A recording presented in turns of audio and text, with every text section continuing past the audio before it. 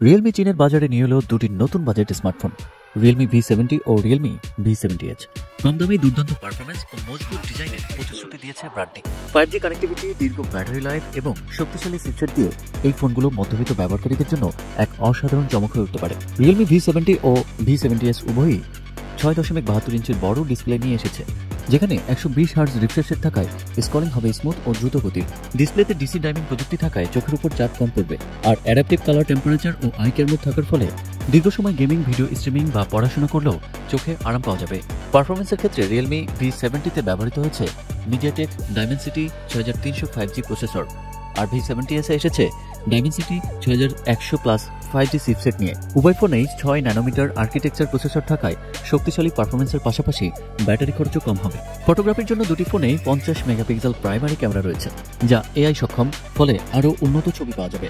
Magic depth AI প্রযুক্তি যুক্ত থাকায় পোর্ট্রেট ফটোগ্রাফিতে অতিরিক্ত গভীরতা ও স্পষ্টতা পাওয়া যাবে। ব্যাটারি সেকশনে থাকছে 5000 মেগাঅ্যাম্পিয়ার শক্তিশালী ব্যাটারি, যা 10 ঘন্টা ভিডিও প্লেব্যাক, 38 ঘন্টা টক টাইম এবং 80 ঘন্টা গান শোনার অভিজ্ঞতা দেবে।